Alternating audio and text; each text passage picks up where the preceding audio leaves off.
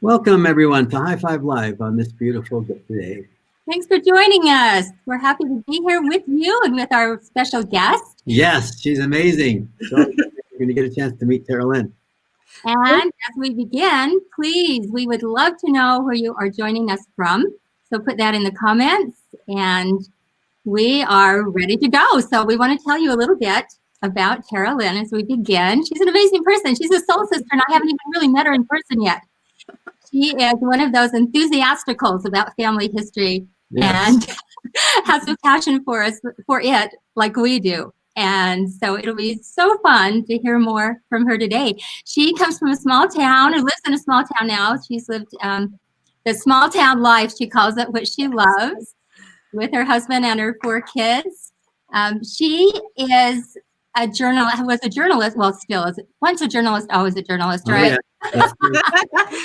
So she did that for many years and then just became so enthralled with family history that it's pretty much her life, right? Yeah, basically. Anytime you have 4 children and that's a your husband life. and a life, you've got lots of things to learn. You know how to weave family history into the flow of your life, which is a great lesson for all of us to learn.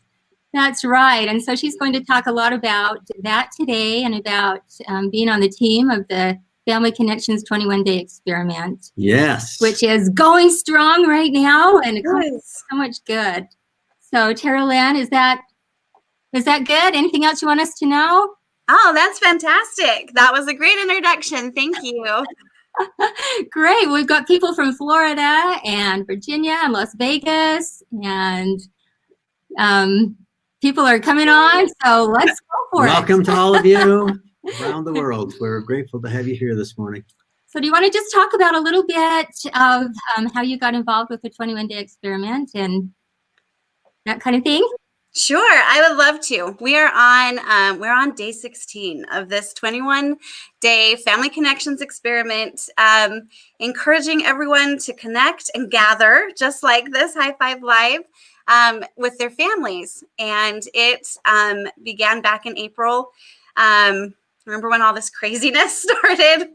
I was feeling the decision fatigue and just the lack of connection. I couldn't go visit my mom. We'd been in the house for so long, and I needed a lifeline. I needed something. And so when my friend Olivia, we were actually colleagues back then, but now we're like best friends, soul sisters, as you would say. When she asked me about doing a 21-day experiment, I just jumped right on board. I took Sister Wendy Watson Nelson's challenge to do 21 days of family history before. I did it when my husband was laid off a few years ago.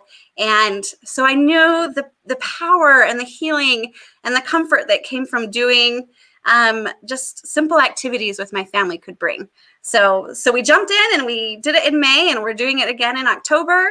That's kind of it in a nutshell. Awesome. We love it. Anytime you have a structure and some motivation and ideas, talk to us about the ideas. Yeah, one of the things we love about what you're doing is it's just pre-packaged, wonderful ideas, and so many that you can sign up for different programs. You can be involved in different ways and have lots of ideas that don't take a lot of time, but just jump in and do. And the thinking's done for you. Thinking's done. I just wonder, there's many, many options. Yeah, so feel free to share your screen if you'd like. And just all right. Well, tell you a little bit about the reasoning behind the plans. Great. Like it's, we didn't want to give families one more thing to do. We have too much to do. We're homeschooling. We're working from home. We have too much to do. So we didn't want to add to the decision fatigue. We wanted to make it as easy as possible for people to experience those blessings of family history. So we did these prepackaged plans, and I'll show you some of them. One lady, I loved what she said. She's like, I loved waking up and having something I could do with my kids every day that I didn't have to plan. It was fantastic. So we'll go ahead and show you. We can pop it up. So this is one of the ideas on our website. It's to take a tour. If I know many of the church historical sites have tours right now. You can tour the Mormon Battalion Museum. I did one. So one of my ancestors is Heber C. Kimball, and I was able to see his home in Nauvoo. We had like a personal walkthrough, and the missionaries. Isn't that fun? It was so exciting to see where he lived and to hear his stories in context of where he lived. There's a story of when Heber C. Kimball and Brigham Young, when they left to England on their missions, and they were very sick, but they like sat up in the wagon bed and yelled like, "Hurrah for Israel! Hurrah for Israel!" And I loved hearing that story while seeing, up the road where it took place. It just brought some happiness to my heart, and it made me happy that I don't have to go to England necessarily to gather. Mm-hmm. I can gather a lot with the click of my button. So that's one of the really fun activity ideas. And then I'm going to show you. So that changes the power of a story so much when you can actually see the location, be in the place. We were doing that with our son once, and he was telling about his mission, and he was taking pictures on Google Maps or Google Earth, and went right to his apartment, and his bike. They took the picture when his bike was in the driveway. Oh, that's fantastic! It's also real. I love that so much, and I mean, Google Maps. That's another easy, wonderful tool. I love it. So we have the plans with daily ideas, just like I showed you. But then we also have this super fun tool called the Connections Idea Generator that you can use anytime. And you just click on it for a 5-minute idea. So we can just say, "Surprise me." And it gives you a fun idea. So whose birthday is it today? Family Search has made it so easy for us to see whose birthday it is. Yeah. And what kid or adult doesn't like to celebrate with cake and ice cream? You can have cake and ice cream and share those ancestor stories. It's very fun. So fun. Oh, that's a great tool to give all kinds of spontaneous ideas. Yeah. Well, and the best part is I love this part too. You can just click when you're done, you click Count My Connection, and you get fireworks and happiness. I'm all about that extra. Yeah, people should be celebrated. Yeah, that extra thing. And so all these plans we've done the work for you, so you can just sit back and enjoy the blessings of connecting in small and meaningful ways. So great. Yeah. So that's it for the site. And there's so many different plans depending on your circumstance. Yes, we have a. Would you like me to walk you through those ones as well? We have a cultural. We would love that. Let's just peek at that for a minute because it's so helpful All right. to see the variety. I'll pull that up. Yeah, something for everybody. Young Yes. kids, old kids, families, individuals, teams, whatever. My favorite, well, it's hard to have a favorite. We're loving this cultural connections plan. Yes. Because not everybody has an 8 generations back. So this, or you do have 8 generations back and you're thinking, what's next? What can I do? And you can learn about the culture. Oh, so yeah. There's all kinds of fun things. I love this one. This is the history timeline. You create a simple timeline of when of the homeland of where your ancestors from. So what was happening in Germany when your ancestor lived there? Well, my ancestors were there right during World War I and World War II. So it just helps to put their stories and everything in context. And then I love we get to dive into music, listening to the music, learning about the language. Sometimes we think family history just has to be the names and the dates, but it's also, the stories and the language, and it's all these things that make it so rich and exciting. And with all the holidays coming, to be able to celebrate international type holidays, things that are culturally connecting you with your ancestors, to tuck in a little something. Yes. Makes even the holiday more special, I think. Oh, for sure. Family recipes. Many countries have different holidays they celebrate. One that I want to do this year, I believe it's a Scandinavian holiday. I think it's called Saint Lucia or Saint Lucia. That first Saturday in December, the oldest daughter would traditionally serve pastries to the family and dress up in traditional dress. And I don't know if I can get my 13-year-old to dress up, but I know she'll do the pastries. So, well, the family will love the pastry part.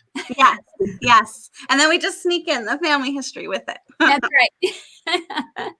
That's fun. We had a Scandinavian neighbor that showed up at our door on that first Saturday of December, and she had a wreath on her head that wear, candles, came with the pastries, yes.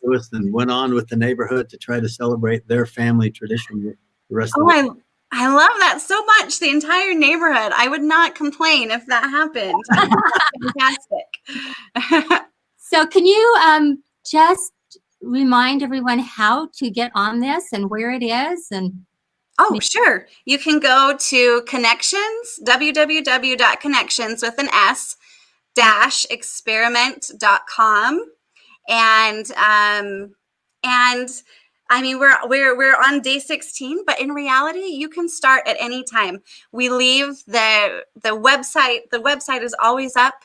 We had people doing their own 21-day experiments with their wards and relief societies and even some youth groups. You can really do it anytime.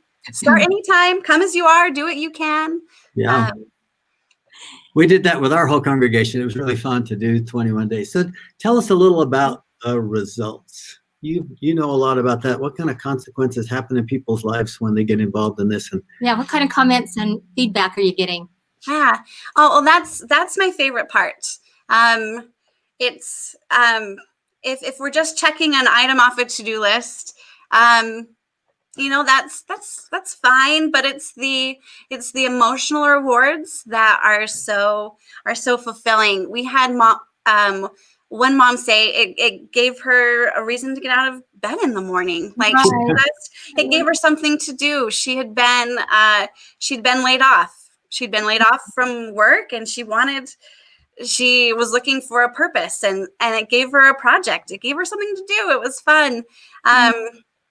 Personally, I've enjoyed it. I've reconnected with a cousin who I grew up with, but then we didn't see each other quite as often, and we've been messaging regularly. She sent me pictures and journal entries that her mom wrote about me, and I love that because that's a piece of my family history that I didn't have, and it's just a wonderful way to connect. And the results, it was a very informal study, but from what we saw, it did help to boost people's mood, because we know that connecting with our families and for the enthusiasticals, we know that connecting with our ancestors can boost our mood. And it was nice to see that the experiments replicated what we knew from our own experiences. Absolutely. So personally then, do you want to share anything that has happened to you? You say during the pandemic, it actually saved you. So yes. That. Yeah, well, and that sounds so dramatic, but I think 2020 has been dramatic. I don't know many people, right? It's a dramatic year. I don't know many people who haven't gone through at least a couple, if not a dozen, hard things. I know back in April when it first started, I did pretty good for the first 2 weeks. I'm like, okay, I'm doing remote school. I got this. I've got food storage. But that very first time I went to the grocery store and the shelves were empty and everyone's in masks, that made me kind of panic. I'm like, oh, I can't get milk for my children. And it just kind of triggered this panic in me. And I turned to my ancestors' stories. I read I mentioned before about my German ancestors. One actually lived right down the road from me in Payson, and she moved here, but her family stayed behind in Germany. And in our family history, it says she would send canned food over to them. And I don't know much about them, but I have read books about the German saints, and it talks about them gathering together and having feasts of canned food. And so, you read that story, and then I go and I look in my pantry, and I've got some more things than just canned food.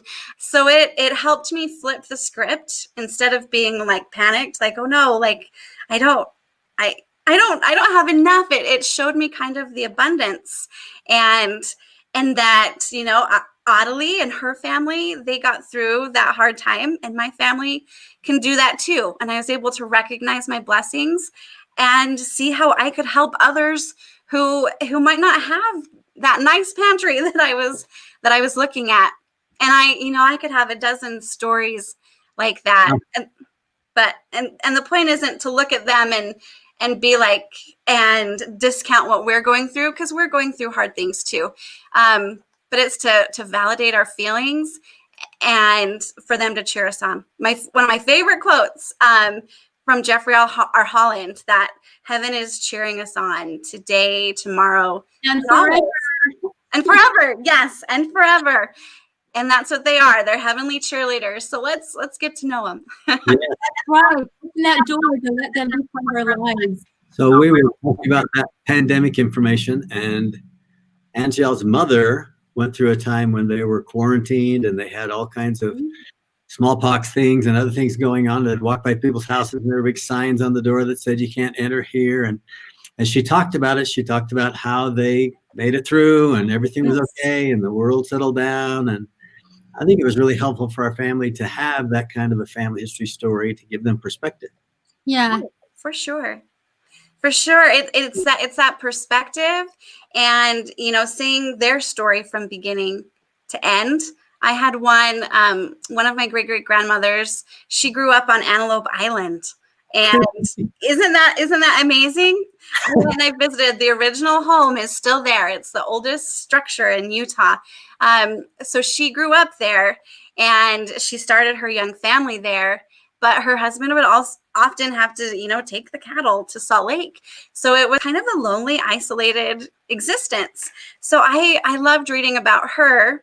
Her son said, imagine what it must have been like and how lonely and isolating. And I was like, well, at least I have like Marco Polo with my sister and Japan, and I'm not stuck on an island by myself. But this same woman, strong woman, later in her life, she said, these were words from her biography. She said, I feel the desire to rise up and do all I can to build the kingdom of God. And she had a hard life. She had a child who died. She was very active in her community. And I just loved that. I have the desire to rise up. And so I've been thinking like, okay, how can I rise up like Nancy Maria? I don't have to live on an island.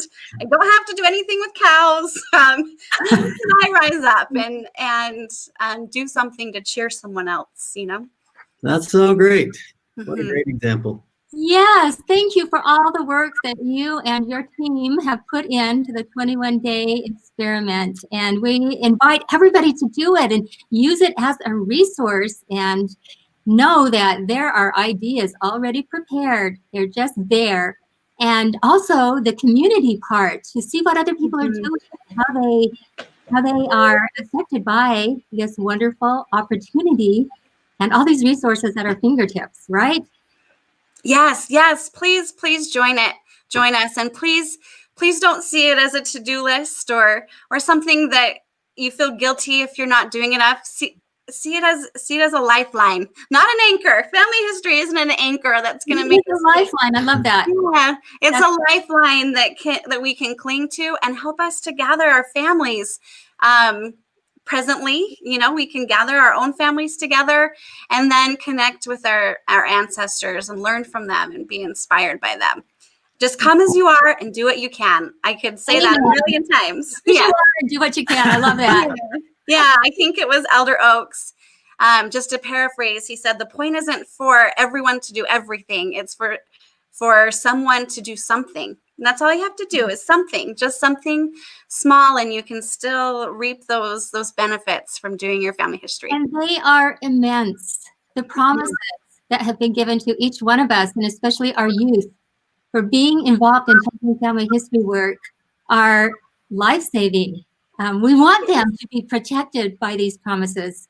So even just getting them excited about one thing or another, and hopefully the spirit of Elijah, which is, available to all of us. Yes. The Holy Ghost speaking to us about the importance of this work. And of families, eternal families. And we want that for every single member of our families, don't we? Mm-hmm. This is a great tool to help us with that. Yes. It is. Thank you so much. Thanks for being with us today. Taralyn, Inspiration to all of us. Wow. Taralyn has done a lot of wonderful interviews on the page and in the group. So look those up, and lots of amazing people. Like just recently, let's see, the lady that did the research about the benefits of family storytelling and the narrative that goes on in your family. She was amazing. So anyway, there's so many good things and so many different ways. That's why I love the interviews, is everyone does family history a little bit differently, and they're all right and they're all good ways to do it. Yes, amen. Well, you have a wonderful day doing more interviews. Thank you so much. I love what you do. I love this gather. I love it. It's fantastic. Fantastic. And thank you for being with us. Please share this message with others. Please do, and enjoy. And if you have any questions, you can submit them right on the comments on the site, on the page. And we hope you do, and we leave our witness of the power of family history in your lives. And the joy of it all, too. And the joy. Thank you. Thanks so much. Thank you. Bye-bye, Taralyn. See ya.